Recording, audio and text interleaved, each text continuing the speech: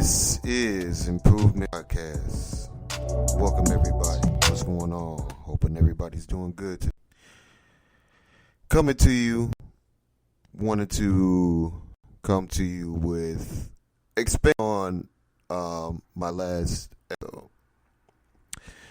The last episode was about you respecting yourself and how respecting yourself is more about love yourself. It's more about how you treat others. Really, that you care for yourself is really showing that you care for others. How you care for others really shows how you love you. The reason I wanted to expand on that is because most people go through life treated wrong. Most people go through situations where they feel like other people get to treat them in a certain type of way, and it's, you feel like it makes you feel like you're something else other than what you really are. You're depressed because of it. I was with a friend today, and he was saying that, going through relationship problems with a female that he was not dating, but the female was talking about that she wanted to date him. And she would, in any certain type of way, she was talking to dudes, and, she just wasn't respecting him. And he was the type of guy that would forgive you easily and, let you come back because you stated that, you wanted to change and that's not you. And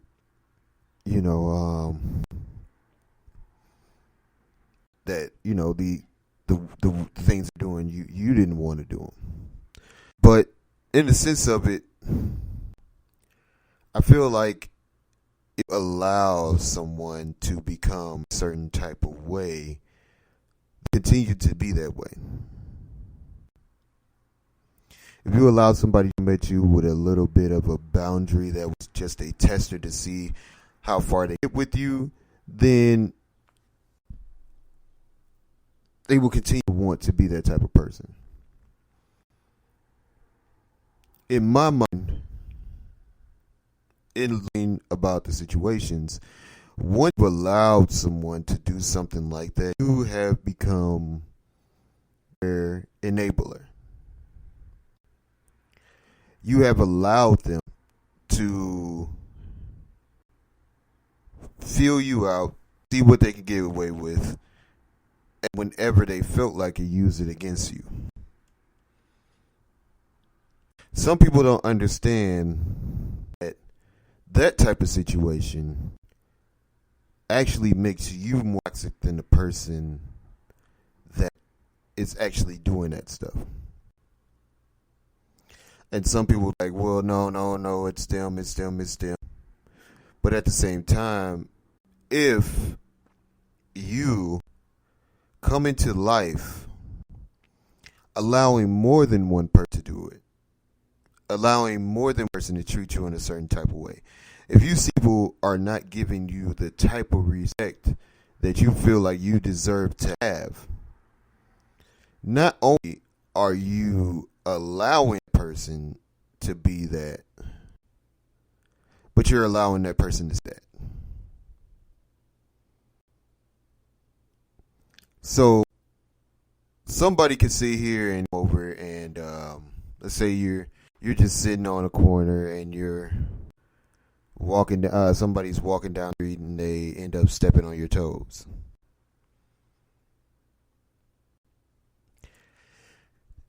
And you give no reaction to it, you know what I'm saying? You just like my bad. And you give no reaction to whatever is going on. They come back again. They accidentally step on your toes again. This time they have regard for what's happening. You don't say anything. They just keep on walking. Eventually, they don't have to say anything to you. One, because your respect the way that you respect yourself, saying, "Hey, man, hey, excuse me." And I know it might sound like a bad example to people, but hey, excuse me, my toes are here. Can you step on the toes? There's a whole walkway that you walk around so that you don't have to. I'm sorry, my bad. You know what I'm saying? Won't happen again. Because once you allow somebody to do something, and then you allow them to do it again, even if it's accidental, when they feel like doing it, they know how to prepare themselves for you when it's that type of situation.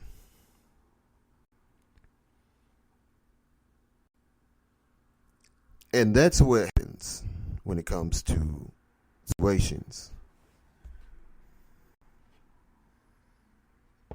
See, I was describing today that animals have instincts and animals have habitats. Human beings have instincts, habitats, but we also have ideas. Once an idea is repeated and it's tried to see what kind of results it can get, it can become a confusion because we are confusing an idea to become a habitat or habit or an instinct. Now, self-love is an idea. What you want to do is to make self-love into a habit. You want to make how you respond in the way of self-love as an instinct. Racism is an idea. Cheating is an idea.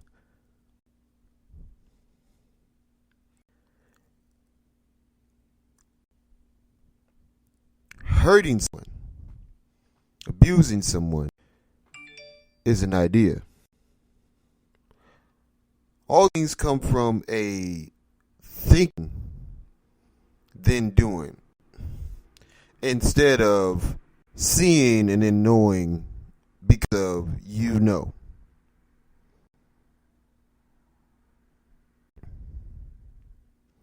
So we get to decide a different way to handle ourselves when it comes to how we're dealing with a situation, by thinking of an idea and then trying to make into a habit or an instinct.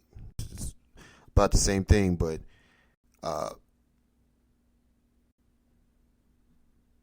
that's what we do as humans, because we can always change that idea to change our habit and our instincts. If you don't get what I'm saying, let me break it to you like this. A lion is not going to say, I need to go on a diet, so I'm not going to eat that gazelle. That's me. Lion's not going to say, because I'm a little bit overweight, let me go ahead and get on a treadmill and run. I'm saying some extra miles a day to get this weight off. A gazelle is not going to say, I'm tired of lions chasing us and eating us. We need to sit here and go ahead and have a talk and sit down. I bet you if I told him, this could get solved. Because they're in what you call a order. So there's some of the time that they defend themselves and they get away, and like animals get away from the prey, away from the predator, because they've defended themselves in the right type of way to be able to get away. But in all sense of it, that does not change into the predator. That does not change them into equal at all. They're still going to be that no matter what. So when we have our ideas of what we allow things to happen to us and how we change them, uh, we try to put the right thing into play to make sure that is what it is. When you're growing up, if you don't have the proper situations, you really have to think of ways to protect yourself as far as situations, because you know there's something lacking. Now later on, when it's needed and the situations are arising, would need type of situation that you're supposed to go through, then it starts to show the lack of things. But in all sense of it,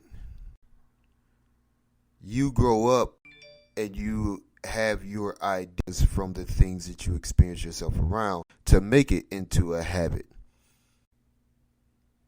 To make it so that it's time to instinctively act upon that situation, it's right there.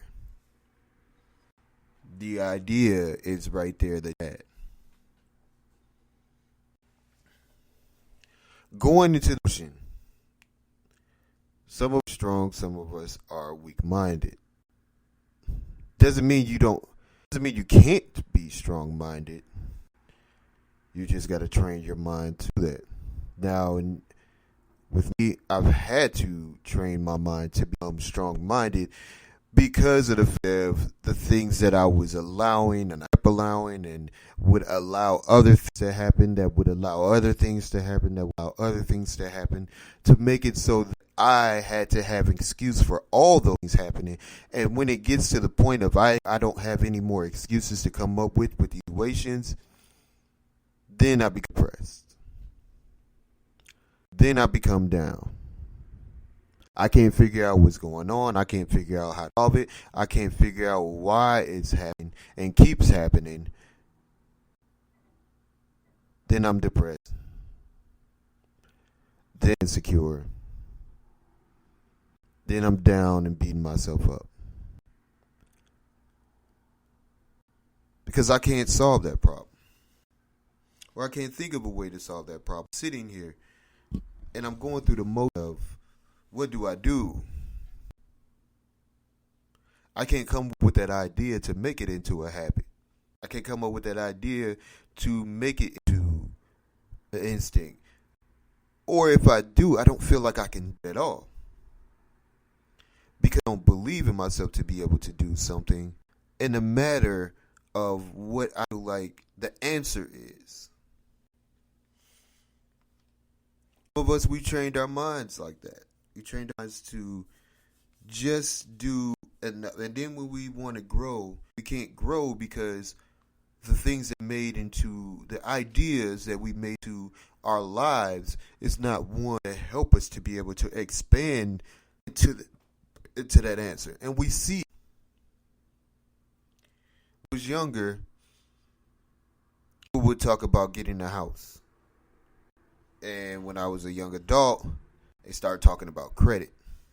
Hey, man, I don't know about no dang credit. I hear about no dang credit. What I'm going to do is I'm going to get enough money to buy a house.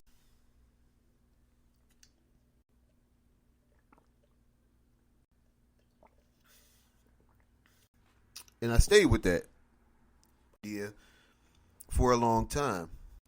Stayed with it. But it was getting to the point where I'm a grown adult. These situations are hitting me like a bum. The way that I spend money means that I can save money to help myself to be able to afford a $150,000 house that I want.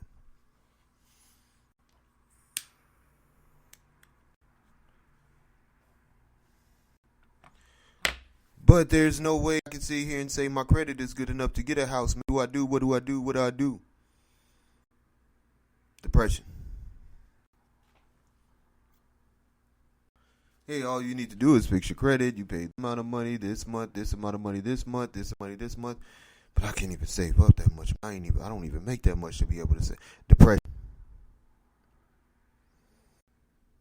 Man, I got so much going on, much money being took from me. I owe this, I owe that. All this stuff is just hitting me like a bomb, but I want to get that house that I want to, but I can't even figure out how to get to my cell phone bill, which ain't much money. So if I can't even figure out how to get enough money to save up enough money to get my cell phone bill and spend the money that I really spend to do other things, I'm never going to get to that house. Depression.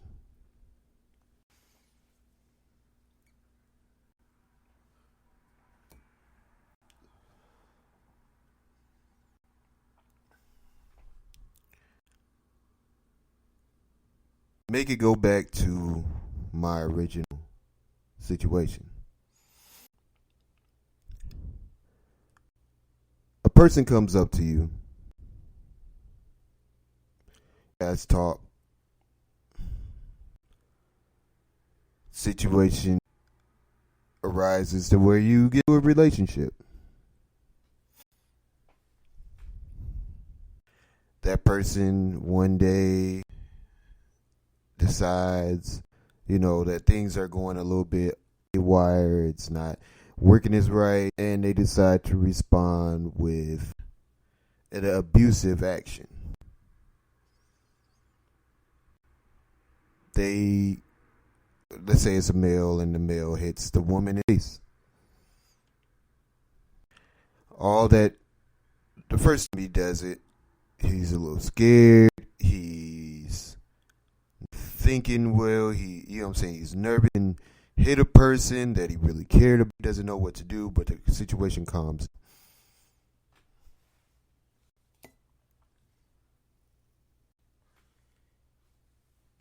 His mind, he's going crazy, but he calms down, gets back into, a normal feeling going around. The person is on it, it's happened, but, the situation can still work out. He probably said it won't happen again, apologized, made the person feel good about the situation. That it would continue. But then things start to escalate again. In the sense of things, he doesn't know what to do, he doesn't know how to act, it's not working the way that he does. The idea pops off his head. Hit the person again. He does it. It calms down.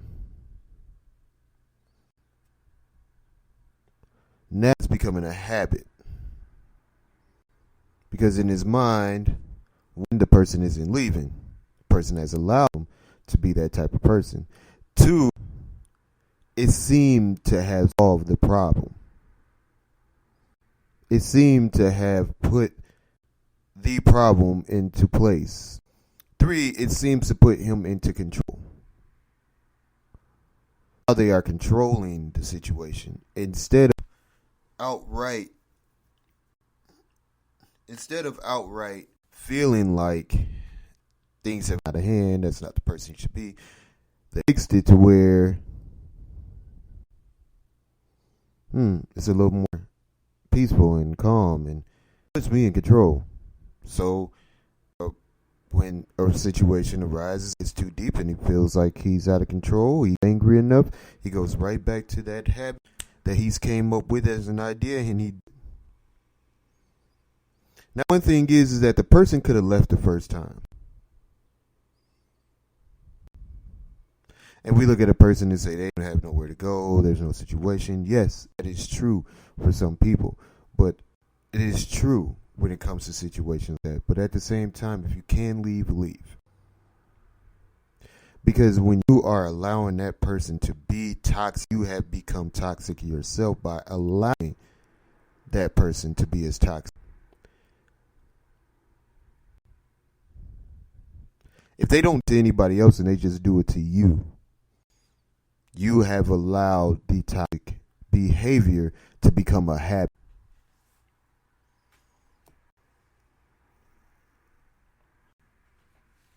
If you're at work and they would say this all the time to me, don't work too hard.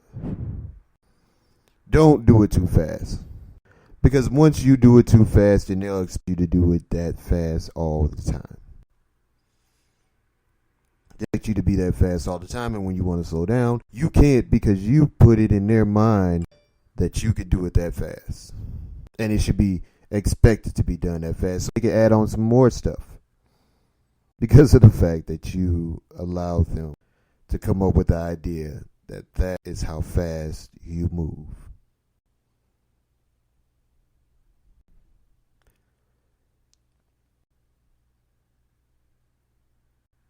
Sometimes us victims are the problem of why situations are happening.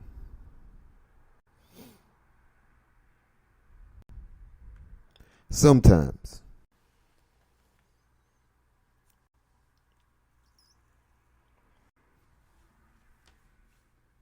Loving yourself is, to me, when it comes to dangerous situations like that, for me, I'm not allowing to put myself in the situations no more that I do not allow. Because once they think that is okay, then you think it's okay. And if you don't get what I'm saying, once they think it's okay, let me try it, then they'll think it's okay to continue it. If you basically did not understand what I was saying. Once they think it's okay, then they'll think it's okay.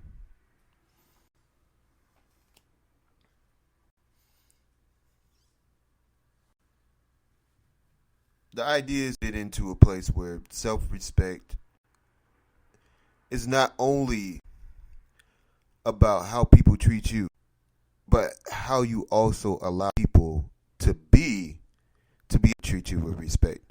You don't have to. There should be an established beginning. Hey, I'm not going, I'll leave. I've had exes that was like, I'm not going, I'll leave. Made me want to respect me more.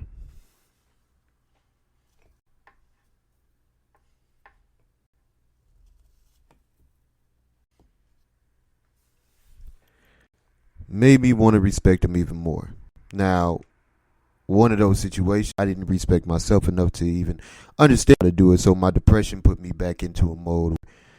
It became me, but I figured out, hey, that is what I wanted, somebody that does that puts that right thing in there. Because once it was done and they found one did came up with my idea and it turned into it, and I started to do it and they showed me I'm not going. It showed me I was not going. And then after that they showed me you should have known it was not going. Then I learned my lesson.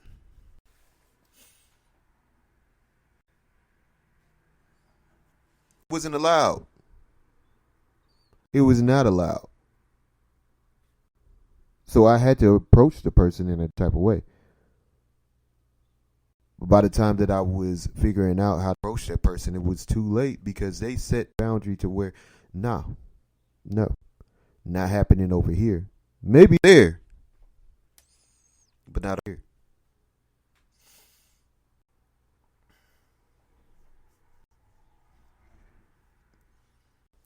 To wrap this all up,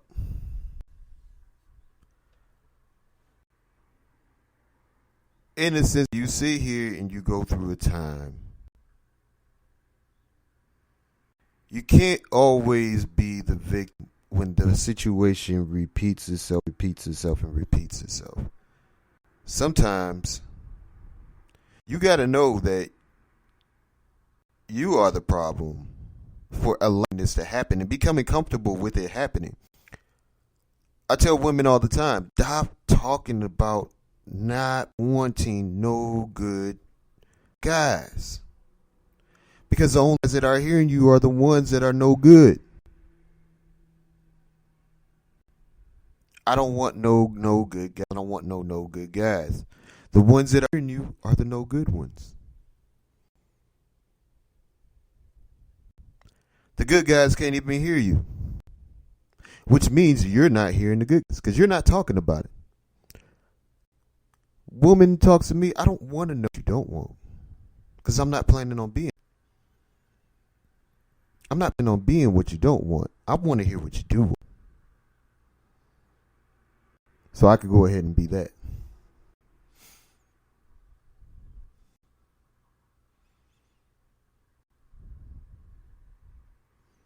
Because once you allow that energy in, that energy is going to come out and it's going to bring that type of energy around. And that energy is going to stay around you. It's going to do what it wants to stay around you.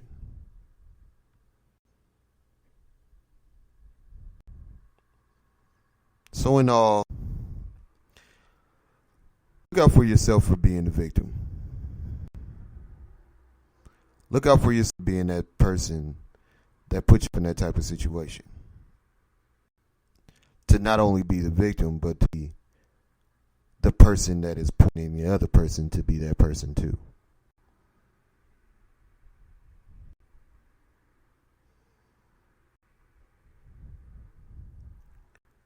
And this will be Improvement Podcast. Go ahead, exit out. You guys see that I have a new theme for, you know what I'm saying, the podcast. So I feel good about that. Got a little music in. So improvement all the time. Improvement coming through, and as you can see, improving on this too. I'm out.